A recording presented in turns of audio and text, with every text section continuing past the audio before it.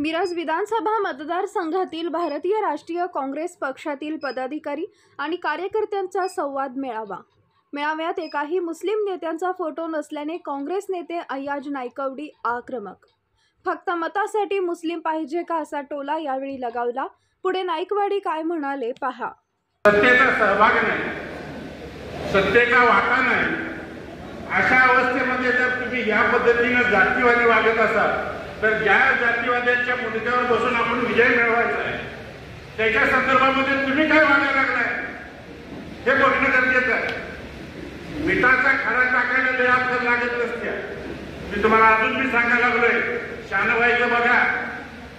तुम्हाला जे मतदान बेसिक मतदान आहे त्या मतदानामध्ये आम्ही म्हणत नाही की आम्ही दुसऱ्याला मतदान देणार आहे, किती बी रागावलं होतं, पण जर घरात बसलो तर तुम्हाला अडचणी होती। त्यामुळं जर तुम्हाला चांगल्या पद्धतीने वागायचं असेल हे समजून घ्या काय चाललंय ते तुम्हाला कळलं ना। काय मिरज मतदारसंघाचं 3 वेळा सांगायला लागलाय, काय चाललंय विशाळगडमध्ये याच्या संदर्भामध्ये एक शब्द एक काँग्रेसचा नेता बोलला नाही। फक्त बोलण्याच्या संदर्भामध्ये दिल्लीमध्ये बोललं, पण इथल्या मुसलमानांची काय अवस्था आहे कोणी बोललं नाही।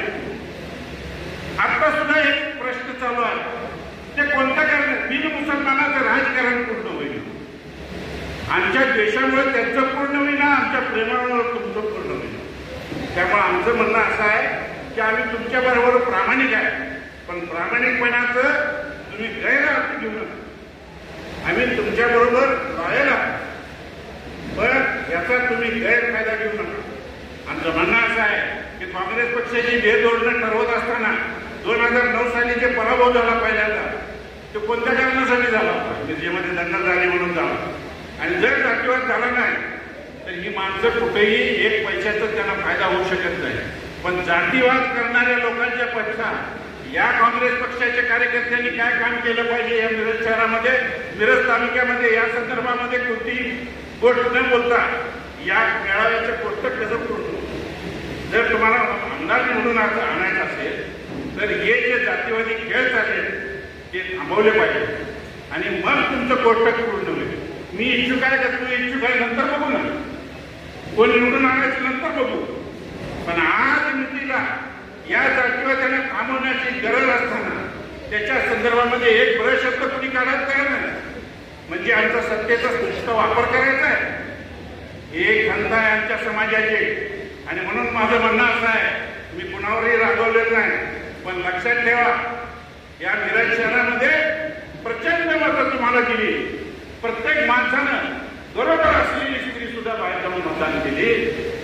आजारी असणारी माणसं, हॉस्पिटलमध्ये ऍडमिट असणारी माणसं तुम्हाला अजून मतदान करून दिले आणि म्हणून तुम्ही विजयापर्यंत पोहोचला। आमचं उपकार आहे असं म्हणत नाही, पण आमचा सहभाग आहे त्याच्यामध्ये।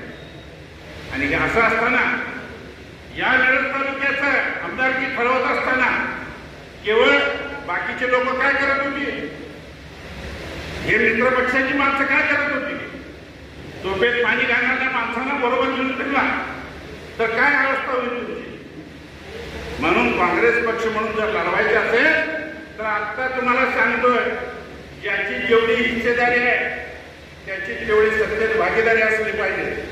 नुसतं गमजा करायचं तर तुमचं धोरण असेल तर कधीही तुम्ही निवडणुका जिंकू शकणार नाही। निवडणूक जिंकता येण्यासारखी आहे। 25,000चं मताधिक्य आहे, 25,000 मताधिक्य कुणामुळे मिळालं, कुठल्याही नेत्यामुळे नाही। इथं बसलेला प्रत्येक कार्यकर्ता हा करायची आहे आणि त्याची ती ताकद होती। त्यामुळे 25,000 बघा, त्या कडेगाव कॉलेजमध्ये 35-36,000 मतदान लीड होतं। त्यानंतर दुसऱ्या क्रमांकाचं कुठं होतं, आमच्या मिरज तालुक्याच्या एका नेत्याचं नाव सांगा ज्याच्या नावावर मतं मिळतात असं एक नेता सांगा। नसताना 25,000चं लीड दिलं, त्याचा अर्थ काय? त्याचा अर्थ आहे की इथल्या समाजाने ठरवलेलं आहे गुन्ह्या गोविंदाने राहायचं आणि हे जोपर्यंत तुम्ही लोकांना मेसेज देत नाही कशाची निवडणूक लढवणार आहे। जातीच्या आधारावर त्यांची निवडणूक चालली आहे। फक्त सामाजिक पृथक्करण करून हिंदू विरुद्ध मुसलमान करून ही निवडणूक चालली आहे। अशा अवस्थेमध्ये तुम्ही जर तुम्हाला आताही कळणं झालं असेल तर तुम्ही कुठल्या पद्धतीने विजय मिळवणार। म्हणून माझं म्हणणं असं आहे की या समाजाला डावलण्याचा धंदा करू नका, मागात होईल. त्यामुळं माझं हे इशारा आहे की तुम्ही भविष्य काळामध्ये सगळ्या समाजाला एकत्र घेण्याची पहिली प्रक्रिया चालू करा. या समाजाला घेत असताना अपिलबाई दत्तुले असू दे किंवा अन्य कुणी असू दे, त्यांची नावं, त्यांचे फोटो घालून त्या सगळ्या गोष्टीचा विचार करा. आपल्याला एकत्र लढायचं आहे ना, आणि जर सीट निवडून आणायचं असेल तर हे सगळी माणसं एकत्र पाहिजे आणि मग तुम्हाला बाकीच्या सगळ्या गोष्टी साधता येईल. आताही तुम्ही सांगा, लाडकी बहीण योजना कशासाठी आणली आहे? एक टेन्शनमध्ये आहे, त्यांना काय सुचना म्हणून लाडकी बहीण योजना आणली. अशा अनेक योजना आहेत. आणि आता ही 2 महिने पुढे जी निवडणूक ढकललेली आहे ती केवळ जातीय दंगे करण्यासाठी ढकललेली आहे असं तुम्हाला. अशा अवस्थेमध्ये त्या मूळ विषयावर सोडून बाकीचे सगळे विषय चर्चेला चालले. 2 महिन्याचं बाकीच्या सगळ्या विधानसभा घेत असताना त्याला 2 महिन्याची अधिक सवलत दिली गेलेली आहे. महाराष्ट्रालाच काय दिली गेली? सर्वेमध्ये आलं की भाजप पूर्णतः पराभूत होणार आहे. अशा अवस्थेमध्ये ही जी जातीय दंगली आहेत, हे अंगिरीसारखे प्रचारणा सारखे करून या महाराष्ट्रामध्ये वातावरण बिघडवण्याचा प्रयत्न करणार आहे. त्याच्या संदर्भामध्ये मिरज शहरातल्या मिरज तालुक्यातल्या प्रत्येक गावामध्ये त्याच्या संदर्भामध्ये प्रबोधन झालं पाहिजे. आणि हिंदू मुस्लिम एकोप्याने वागले तर तुम्हाला विजय आहे. जर दुसऱ्या जातीमध्ये विद्वेष निर्माण झालं तर याच्यामध्ये जातीवाद्यांचा विजय निश्चित आहे. आणि म्हणून जाती विशिष्ट निर्माण होणार नाही ही सगळ्यात पहिल्यांदा काळजी घेण्याची जबाबदारी हे प्रत्येक कार्यकर्त्याची आहे. आणि मग तुम्हाला विजय प्राप्त होईल. आणि म्हणून मी बाकीचं काय सांगणार नाही. नेत्याने काय करायचं त्यांनी ठरवायचं. आणि काँग्रेसचं आजपर्यंत काय धोरण ठरलेलं नसतंय. त्यामुळे कुणाला देतील कुणाला नाही याच्याविषयी कुठेही काही गॅरंटी घेण्याचं काय कारण नाही. पण आजही तुम्हाला सांगतो, काँग्रेस पक्ष देईल त्या उमेदवाराबरोबर माणसं राहतील, पण तुम्ही माणसासारखं वागायला शिकलं पाहिजे. तुम्ही माणसाच्या भावना लक्षात घेतल्या पाहिजे. आणि मग तुम्हाला जर यशापर्यंत पोचायचं असेल, मला सांगावं, हे जर प्रकाश आंबेडकर नसते तर आपण यशापर्यंत पोचलो असतो का?